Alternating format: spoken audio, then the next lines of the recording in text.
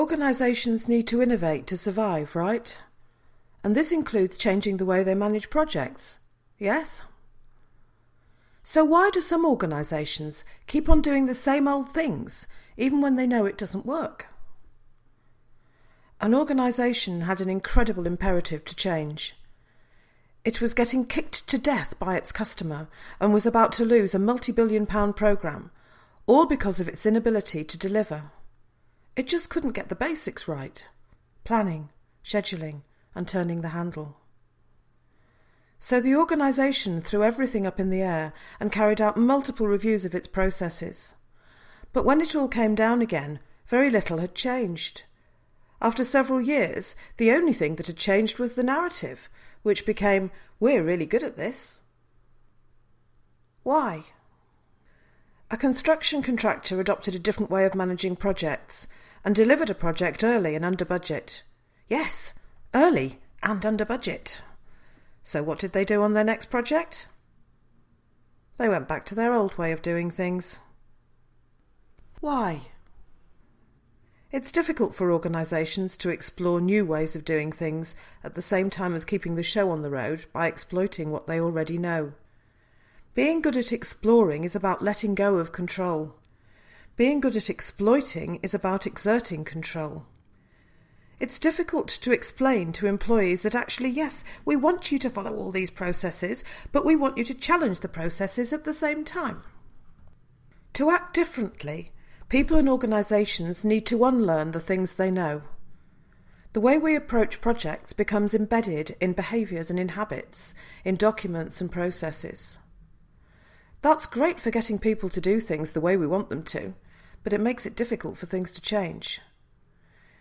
Even when everything is going wrong, it's difficult for an individual to say, "This isn't working." That would mean challenging the status quo. Could it be that we are inadvertently driving innovation out of project organisations? I've worked in manufacturing, lean, Six Sigma, robust processes, lots of polishing efficiencies into processes. But when you ask people to deliver a project, they cling on to their processes desperately. They can't jump across to project management. You almost have to segregate the project from the rest of the business, put it on an island where there are no processes to cling to. But isn't that why we have projects?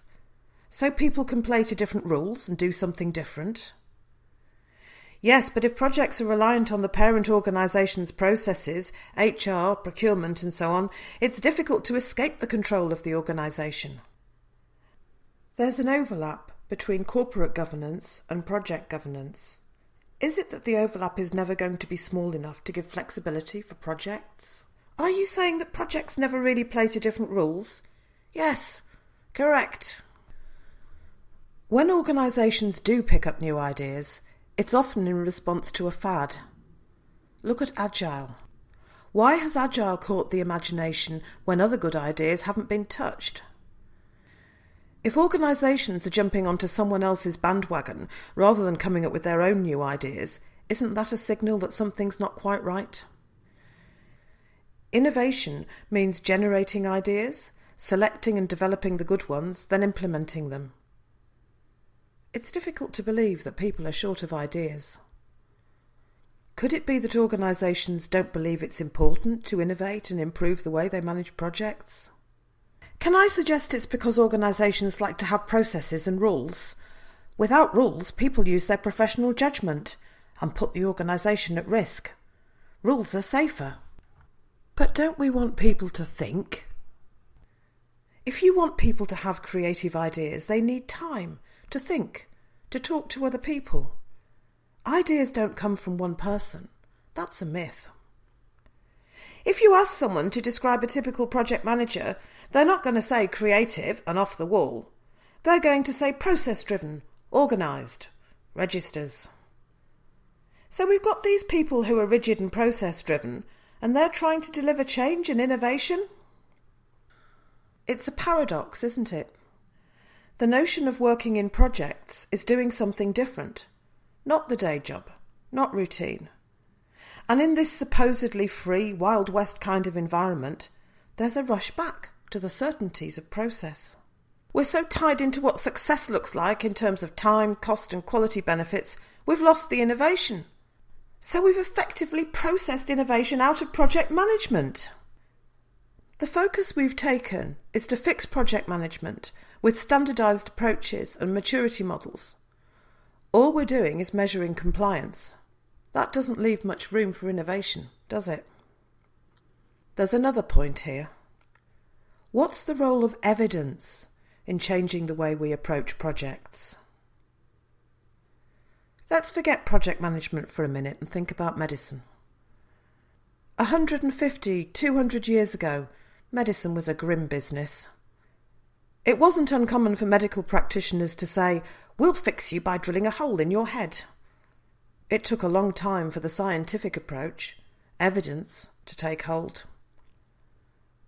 Now consider agile. Many claim there is great evidence for agile as an approach. But guess what? It's all written by consultants who sell agile services. There isn't actually anything more objective than that. Prince 2 is another example. Business leaders latch on to Prince 2. They like ticking boxes. If there's a problem, you fix the process. In our world, I think that broke quite a few years ago.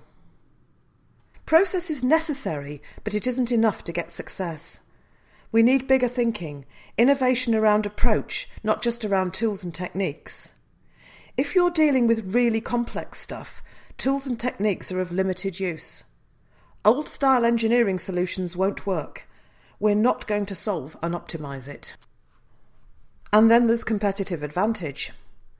To get competitive advantage, you need to do something different from anyone else. But everyone's following a standardised approach.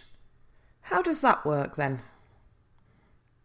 If we look at survey results, Gartner and the like, 70% of projects fail substantially in one or more ways. Are we designing in failure by using the same unproven standard approaches that everyone else is using? We're stuck in a vicious circle. People assume there's evidence that practices in project management work. Actually, that's not true. When we fail, we think it must be something we're doing wrong, because it says here in this book that it works. The more we fail, the more freedom we should give to the individual to come up with new ideas. But what do? We exert more control. 1,000,000 Prince 2 practitioners can't be wrong, eh? Are you sure about that? Exactly. What can we do to encourage innovation in project management? Here are a few ideas. It's not just that there's a gap between research and practice. There isn't much research. Should we be looking for evidence to support the stuff we're doing? Organisations could join together, maybe with support from academics, to build some evidence about what works, under what conditions. On motivation to innovate, we could get some blockers out of the way. It should be okay to challenge, to critique, to pull an idea apart and see whether there's anything left that stands up. Maybe it's time to start questioning the old certainties. Things that have grown into certainties, but shouldn't be certainties. Can we turn the vicious circle into a virtuous one? What do you think?